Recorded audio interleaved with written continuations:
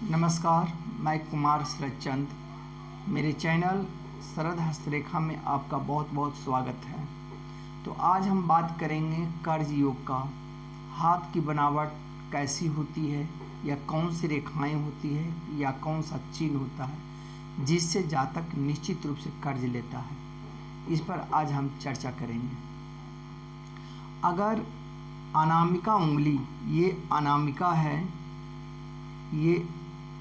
ये उंगली आपका,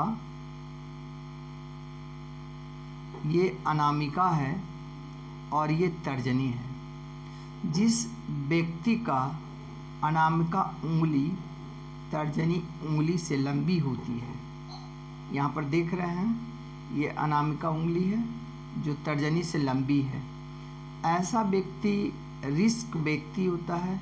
वो हर चीज़ में रिस्क लेता है। बिजनेस भी करेगा तो वो रिस्क लेगा, रिस्क लेने के कारण वो कर्ज ले लेता है। तो एक तो ये व्यक्ति है जिसकी अनामिका तर्जनी से लंबी होगी, वैसा व्यक्ति ऋण निश्चित लेगा। दूसरा चिन्ह होता है कि अगर कोई रेखा भाग्य रेखा के तर्जनी के तरफ, भाग्य रेखा, ये भाग्य रेखा है, यहाँ पर इसको हम कहते हैं जीवन रेखा, इसको हम कहते हैं मस्तिष्क रेखा। मस्तिष्क रेखा जीवन रेखा से टच करते हुए भी निकल सकता है, स्पर्श करते हुए भी निकलेगा या अलग भी निकलेगा, और इसको हम कहते हैं हृदय रेखा। क्लियर। और ये हमारा होता है भाग्य रेखा।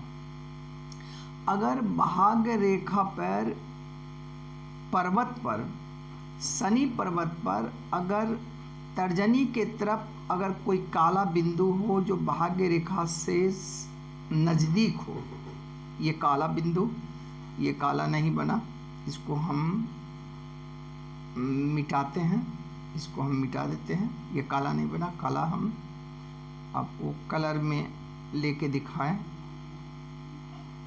कलर इसमें है, कलर हम लिखते हैं काला, ले लिया। अब ये अगर ये भाग्य रेखा के शनि पर्वत पर तर्जनी के तरफ अगर ये काला तिल होता है, तो वह व्यक्ति अपने लाइफ में निश्चित रूप से कर्ज लेता है, और इस कर्ज को चुकाने के लिए उसको बहुत संघर्ष करना पड़ता है। एक तो ये बात हो गया। दूसरा कि अगर ये भाग्य रेखा, ये भाग्य रेखा आपका जो है, ये जीवन रेखा हो गया, ये आपको काला से बन गया, इसको हम दूसरे कलर से करते हैं, है ना, इसको लाल से ही करते हैं हम। तो अगर ये हमारा जीवन रेखा है, ये मस्तिष्क रेखा है, और ये भाग्य रेखा है। अगर जीवन रेखा नहीं, सॉरी, अगर भाग्य रेखा जीवन रेखा से निकलती हो, जीवन रेखा से निकल रही है, और मस्तिष्क रेखा पर डिस्प्लेस हो जाए, यानी मस्तिष्क रेखा पर जो है थोड़ा दूरी से ये निकले, इस तरह निकले, और यहाँ पर एक काला तिल हो, यहाँ पर एक काला तिल हो, तो ऐसा जातक निश्चित रूप से कर्ज लेता है। और ऐसे जातक का आय कम होता है और खर्च ज़्यादा होता है, जिसके कारण उस जातक को कर्ज लेना पड़ता है।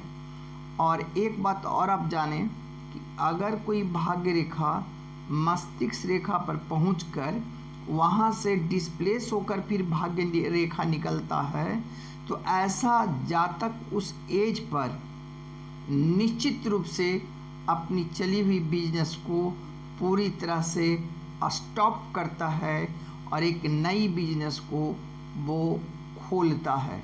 और जो उसको बिजनेस को लेकर आगे बढ़ाता है। और अगर यहाँ पर काला तिल आ गया तो फिर इस बिजनेस के लिए वह जातक जो है या वह व्यक्ति जो है वह कर्ज लेता है।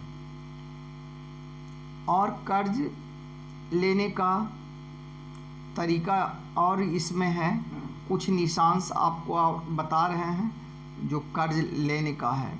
अगर कोई भाग्य रेखा नीचे आ रही हो और इसके बॉटम पर यानी नीचे पर क्रॉस हो और भाग्य रेखा के शनि पर्वत पर तर्जनी के तरफ अगर कोई काला तिल हो तो ऐसा जातक निश्चित रूप से कर्ज में डूबा रहता है। तो आप अपने हाथ में देख सकते हैं और इससे आप बच सकते हैं। अगर इसको दृढ़ संकल्पित आप होते हैं, अगर दृढ़ संकल्पित आप हो जाते हैं तो इस कर्ज से आप मुक्ति पा सकते हैं। या फिर इसकी समाधान अगर आपसे नहीं हो रहा है तो हमारे नंबर पर आप हमसे संपर्क कर सकते हैं। मेरा नंबर है 7040524669। देखिए दोस्तों, कर्ज लेना कोई बहुत गंदी चीज़ नहीं है, लेकिन उस कर्ज को कैसे उतारा जाए, वह कर्ज से मुक्ति कैसे हुआ जाए, ये इसका भी उपाय एक बहुत ही भूमिका निभाता है। आज के डेट में वो धीरू भाई अंबानी हो चाहे अडानी हो, कोई भी हो, वह कर्ज लेकर ही अपने बिजनेस को चला रहा है। अंतर सिर्फ इतना है कि जो हम कर्ज ले लेते हैं वह हमसे चुकता नहीं होता है। उन लोगों की जो कर्ज है वह सिस्टमैटिक से उस कर्ज को अदा कर देता है। ठीक है दोस्तों, तो ये हमारा रहा कर्ज योग। Thank you.